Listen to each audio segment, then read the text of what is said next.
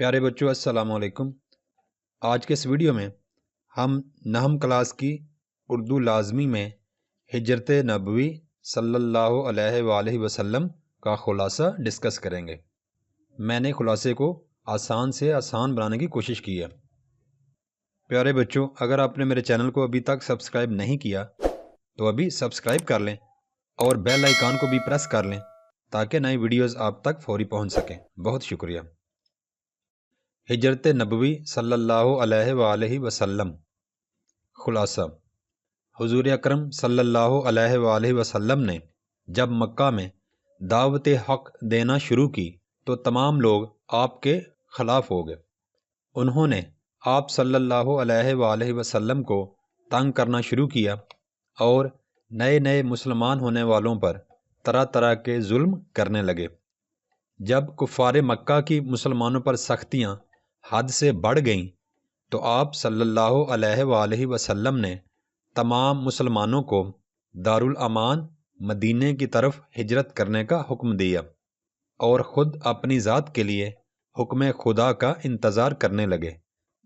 نبوت کے 13ویں سال جب اکثر صحابہ رضی اللہ تعالی عنہم مدینہ پہنچ چکے تھے، آپ صلی اللہ علیہ وآلہ وسلم نے بھی اللہ تعالیٰ کے حکم پر مدینے جانے کا عزم کیا، لیکن کافروں کی بہت سی امانتیں آپ کے پاس پڑی ہوئی تھیں۔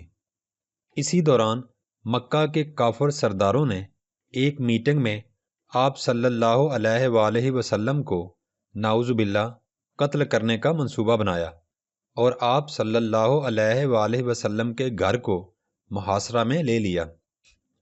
کافروں کے ارادے کو بھانپ کر آپ صلی اللہ علیہ وآلہ وسلم نے حضرت علی رضی اللہ تعالی عنہ کو بلایا اور ان کو رات کے وقت اپنی مدینہ روانگی کا بتایا اور یہ بھی فرمایا کہ وہ رات کو حضور صلی اللہ علیہ وآلہ وسلم کے بستر میں چادر اوڑھ کر سو جائیں اور اگلی صبح کفار مکہ کی امانتیں واپس کر کے مدینہ پہنچ جائیں۔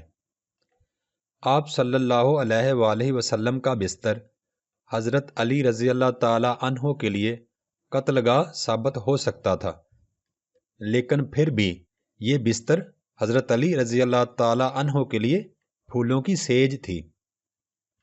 حالانکہ قریش نے آپ صلی اللہ علیہ وآلہ وسلم کے مکان کا محاصرہ کر رکھا تھا، مگر آپ صلی اللہ علیہ وآلہ وسلم کی روانگی کے وقت اللہ تعالیٰ نے کافروں کو بے خبر کر دیا اور حضور صلی اللہ علیہ وآلہ وسلم نے حضرت ابو بکر رضی اللہ تعالی عنہ کو ساتھ لے کر غار ثور میں پناہ لے لی، جہاں آپ کو 3 رات تک قیام کرنا پڑا۔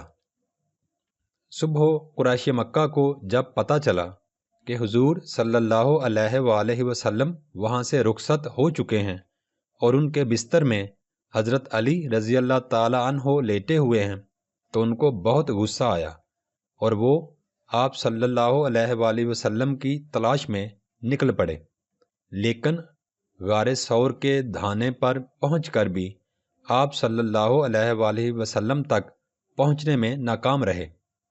اللہ تعالیٰ نے آپ صلی اللہ علیہ وآلہ وسلم کو محفوظ رکھا۔ چوتھے دن آپ صلی اللہ علیہ وآلہ وسلم غار ثور سے نکلے اور مدینے کا ارادہ فرمایا۔ قریش نے اعلان کیا ہوا تھا کہ جو بھی محمد صلی اللہ علیہ وآلہ وسلم کو یا ابو بکر رضی اللہ تعالی عنہ کو گرفتار کر کے لائے گا وہ 100 اونٹ کا انعام پائے گا۔ سراقہ بن جاشم نے انعام کے لالچ میں حضور صلی اللہ علیہ وآلہ وسلم کو پکڑنے کے لیے آپ صلی اللہ علیہ وآلہ وسلم کا پیچھا کیا، مگر بار بار کوشش کے وہ اپنے ارادے میں کامیاب نہ ہو سکا۔ ادھر اہل مدینہ کو حضور صلی اللہ علیہ وآلہ وسلم کی آمد کی خبر ہو چکی تھی۔ وہ آپ صلی اللہ علیہ وآلہ وسلم کے انتظار میں صبح سویرے شہر کے باہر جمع ہو جاتے، لیکن دوپہر کو حسرت کے ساتھ واپس گھروں کو چلے جاتے۔ کچھ دنوں بعد آپ صلی اللہ علیہ وآلہ وسلم کے مدینہ پہنچنے پر اہل مدینہ کی خوشی کا کوئی ٹھکانہ نہ تھا۔ پردہ نشین خواتین نے چھتوں پر چڑھ کر آپ صلی اللہ علیہ وآلہ وسلم کا دیدار کیا۔ چھوٹے بچوں نے دف بجا کر آپ صلی اللہ علیہ وآلہ وسلم کا استقبال کیا۔